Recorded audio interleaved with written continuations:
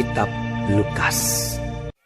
Pada waktu itu datanglah kepada Yesus beberapa orang membawa kabar tentang orang-orang Galilea yang darahnya dicampurkan Pilatus dengan darah korban yang mereka persembahkan. Yesus menjawab mereka, "Sangkamu orang-orang Galilea ini lebih besar dosanya daripada dosa semua orang Galilea yang lain karena mereka mengalami nasib itu? Tidak, kataku kepadamu. Tetapi jikalau kamu tidak bertobat, kamu semua akan binasa atas cara demikian. Atau sangkamu ke-18 orang yang mati ditimpa menara dekat Siloam lebih besar kesalahannya daripada kesalahan semua orang lain yang diam di Yerusalem? Tidak, kataku kepadamu. Tetapi jikalau kamu tidak bertobat, kamu semua akan binasa atas cara demikian." Lalu Yesus mengatakan perumpamaan ini. Seorang mempunyai pohon ara yang tumbuh di kebun anggurnya. Dan ia datang untuk mencari buah pada pohon itu, tetapi ia tidak menemukannya. Lalu ia berkata kepada pengurus kebun anggur itu, "Sudah 3 tahun aku datang mencari buah pada pohon ara ini, dan aku tidak menemukannya. Tebanglah pohon ini. Untuk apa ia hidup di tanah ini dengan percuma?"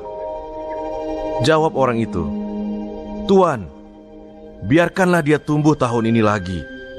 Aku akan mencangkul tanah sekelilingnya dan memberi pupuk kepadanya. Mungkin tahun depan ia berbuah. Jika tidak, tebanglah dia." Pada suatu kali, Yesus sedang mengajar dalam salah satu rumah ibadat pada hari Sabat. Di situ ada seorang perempuan yang telah 18 tahun dirasuk roh sehingga ia sakit sampai bungkuk punggungnya dan tidak dapat berdiri lagi dengan tegak. Ketika Yesus melihat perempuan itu, ia memanggil dia dan berkata kepadanya, "Hai ibu, penyakitmu telah sembuh." Lalu ia meletakkan tangannya atas perempuan itu. Dan seketika itu juga berdirilah perempuan itu dan memuliakan Allah. Tetapi kepala rumah ibadat gusar karena Yesus menyembuhkan orang pada hari Sabat. Lalu ia berkata kepada orang banyak, "Ada 6 hari untuk bekerja. Karena itu, datanglah pada salah satu hari itu untuk disembuhkan, dan jangan pada hari Sabat." Tetapi Tuhan menjawab dia. Katanya, "Hai orang-orang munafik, bukankah setiap orang di antaramu melepaskan lembunya atau keledainya pada hari Sabat dari kandangnya dan membawanya ke tempat minuman? Bukankah perempuan ini yang sudah 18 tahun diikat oleh iblis harus dilepaskan dari ikatannya itu karena ia adalah keturunan Abraham?" Dan waktu ia berkata demikian, semua lawannya merasa malu. Dan semua orang banyak bersuka cita karena segala perkara mulia yang telah dilakukannya.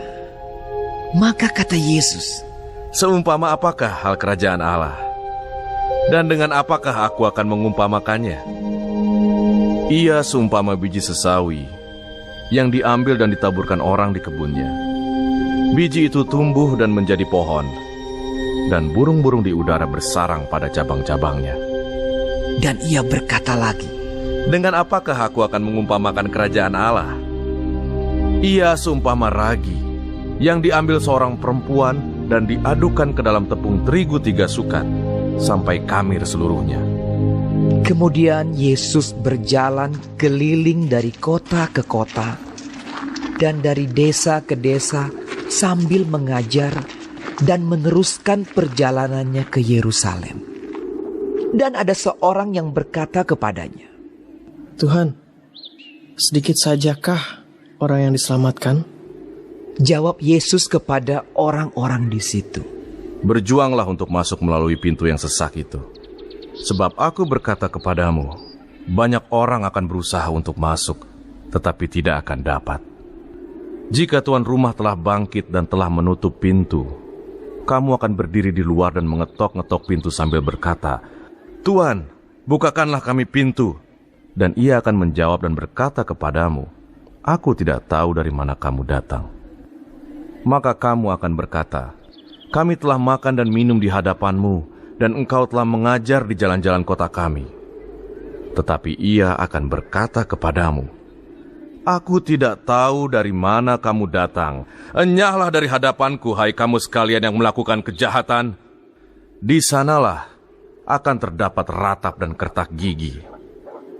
Apabila kamu akan melihat Abraham dan Ishak dan Yakub dan semua nabi di dalam kerajaan Allah, tetapi kamu sendiri dicampakkan keluar.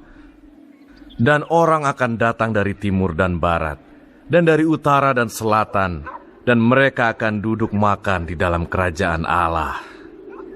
Dan sesungguhnya ada orang yang terakhir yang akan menjadi orang yang terdahulu, dan ada orang yang terdahulu yang akan menjadi orang yang terakhir.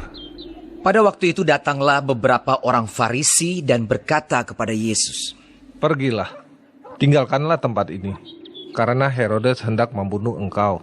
Jawab Yesus kepada mereka, Pergilah dan katakanlah kepada si serigala itu, Aku mengusir setan dan menyembuhkan orang pada hari ini dan besok. Dan pada hari yang ketiga, aku akan selesai. Tetapi hari ini dan besok dan lusa, aku harus meneruskan perjalananku. Sebab tidaklah semestinya seorang nabi dibunuh kalau tidak di Yerusalem. Yerusalem, Yerusalem, engkau yang membunuh nabi-nabi dan melempari dengan batu orang-orang yang diutus kepadamu. Berkali-kali aku rindu mengumpulkan anak-anakmu, sama seperti induk ayam mengumpulkan anak-anaknya di bawah sayapnya, tetapi kamu tidak mau.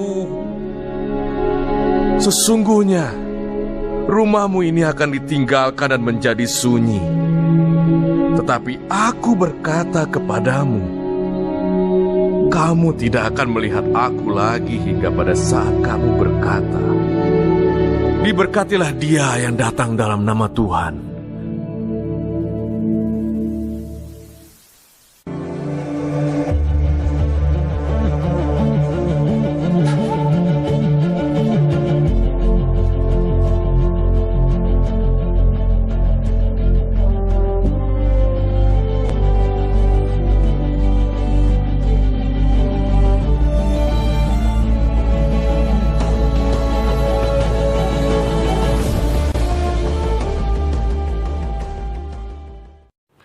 Shalom saudara-saudaraku yang kekasih di dalam Tuhan. Puji Tuhan kita masih hidup dan dapat belajar firman Tuhan. Itu adalah petunjuk kompas dalam kehidupan. Hari ini kita akan belajar dari Lukas 13. Tuhan berkati kita semua. Yang pertama mengenai dosa dan penderitaan, serta pohon ara yang tidak berbuah. Orang Yahudi berpandangan bahwa orang-orang yang mengalami bencana pasti karena banyak dosanya. Tapi Tuhan Yesus berpendapat lain, bahwa semua orang banyak berbuat dosa, siapapun dia, dan harus bertobat. Bencana tidak selalu berarti karena banyak dosa seseorang. Dosa tidak menentukan cara mati seseorang, tetapi dosa akan menentukan apa yang terjadi setelah kematian seseorang. Jika seseorang tidak bertobat, maka ia akan binasa selama-lamanya dalam api neraka. Tetapi jika seorang bertobat, yang dimaksudkan adalah menerima Yesus sebagai juru selamat dan menjadikannya Tuhan dalam kehidupan, maka sesudah kematian ia pasti akan masuk dalam kerajaan Allah. Pertobatan adalah kunci utamanya. Jadi, pilih bertobat atau pilih binasa.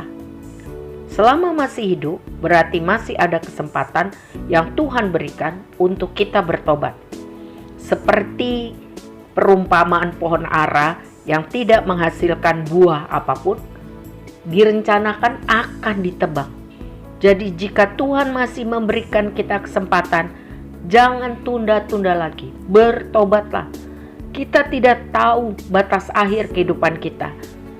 Jangan sampai kesempatan hidup ini berlalu percuma atau sia-sia. Selanjutnya mengenai menyembuhkan orang sakit pada hari Sabat. Tuhan Yesus melihat bahwa beberapa penyakit jasmani adalah akibat dari perbuatan roh jahat. Tuhan mengajarkan bahwa manusia dipenjarakan oleh dosa, penyakit, kesusahan, dan sangat memerlukan pertolongan. Jadi, pertolongan yang diberikan Tuhan Yesus pada hari Sabat itu karena kasih-Nya yang besar pada manusia, berbeda dengan sikap kepala rumah ibadat. Secara status, ia tampak seperti orang yang dalam tanda kutip melayani Tuhan. Tapi ternyata tidak, sebab ia mengabaikan kasih pada sesama. Seharusnya kepala rumah ibadat itu bersyukur bila kuasa Tuhan dinyatakan pada orang yang sakit, yang dirasuk setan itu. Padahal ia sendiri melanggar aturan Sabat karena mengurus makan dan minum ternak-ternaknya. Padahal manusia lebih berharga daripada ternak, bukan? Tapi itulah realitanya. Peraturan Sabat hanya berlaku untuk orang lain dan tidak berlaku untuk dirinya. Tidak berlaku untuk hartanya, tidak berlaku untuk kepentingan. Jadi dengan tegas Tuhan Yesus menilai sikapnya munafik. Kiranya Tuhan menolong saya dan saudara untuk tambah hari hidup tambah benar sesuai standar kebenaran firman Tuhan, yaitu mengasihi Tuhan dengan segenap hati, segenap kekuatan, segenap jiwa, segenap akal budi, dan mengasihi sesama manusia seperti diri kita sendiri. Selanjutnya, perumpamaan tentang biji sesawi dan ragi. Tuhan Yesus memberi perumpamaan tentang kerajaan Allah, yaitu seperti biji sesawi yang sangat kecil, tapi bisa bertumbuh jadi pohon yang besar, kurang lebih 3 meter. Dan burung-burung bersarang pada cabang-cabangnya. Serta diumpamakan pula kerajaan sorga itu seperti ragi. Kalau dipakai cuma sedikit saja, tapi jika diaduk dalam tepung yang banyak, akan sangat berpengaruh pada adonan itu. Jadi, berita Injil atau tentang kerajaan sorga awalnya kecil, sedikit saja. Hanya diawali oleh kelompok murid-murid Kristus. Tapi jika ditanam dan bertumbuh, maka akan jadi sangat besar, banyak, dan sangat berpengaruh. Jadi dampak pemberitaan Injil itu luar biasa, karena hal tersebut adalah kuasa pekerjaan Tuhan sendiri. Sebab itu jangan tawar hati, jangan bosan, layanilah Tuhan. Beritakanlah Injil, berita sukacita tentang keselamatan yang hanya ada di dalam Kristus. Ingatlah selalu, bagian saya dan saudara adalah menyampaikan firman, menanam, merawat. Tapi Tuhanlah yang menumbuhkan. Dan penginjilan pasti berhasil. Karena Tuhan yang bekerja atau kuasa pekerjaan Tuhan. Dan itu semua bagi kemuliaan namanya. Amin. Selanjutnya mengenai tentang siapa yang diselamatkan. Saudara, orang Yahudi saat itu merasa mereka pasti masuk sorga karena bangsa pilihan Allah, dan orang lain akan masuk neraka. Saat ini juga banyak orang yang menganggap hidupnya masih panjang, masih muda, masih sehat, jadi tidak perlu cepat-cepat hidup dalam pertobatan. Santai saja dulu. Atau banyak orang merasa sudah benar karena keturunan orang benar, orang tuanya, nenek moyangnya setia pada Tuhan. Jadi dia juga merasa tidak perlu bertobat karena merasa otomatis dia juga orang pilihan Tuhan. Seperti orang-orang Yahudi merasa diri umat pilihan Tuhan. Sebaliknya, Tuhan Yesus dengan tegas berkata, orang-orang non-Yahudi yang datang pada Tuhan, mengaku dosa, bertobat, menerima keselamatan, maka orang seperti ini akan masuk dalam kerajaan Allah. Jadi masuk sorga itu bukan karena usaha manusia. Itu anugerah Tuhan bagi orang-orang yang sadar, merendahkan diri, bahwa ia membutuhkan kasih dan kuasa Tuhan.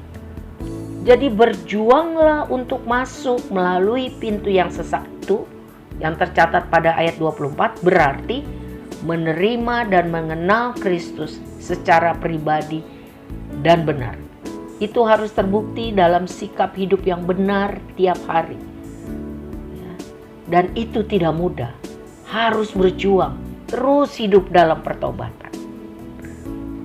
Yang terakhir, keluhan terhadap Yerusalem. Tuhan Yesus meratapi Yerusalem atau bangsanya sendiri karena mereka menolak Dia, juru selamat, utusan Allah. Kelakuan mereka persis seperti nenek moyang mereka yang membunuh utusan-utusan Allah atau para nabi, memberontak pada Tuhan sendiri, padahal Tuhan sangat mengasihi mereka. Air mata Tuhan Yesus karena sikap penolakan mereka, sikap penolakan bangsa Yahudi, sikap penolakan orang-orang di Yerusalem adalah petunjuk jelas tentang kebebasan manusia untuk menolak atau menerima anugerah keselamatan yang disediakan Tuhan hanya melalui Yesus Kristus. Ibrani 3 ayat 15. Pada hari ini, jika kamu mendengar suaranya, jangan keraskan hatimu. Tuhan memberkati kita semua. Maju terus, semangat, beritakanlah Injil. Tuhan menyertai saya dan saudara sampai kesudahan zaman. Amin.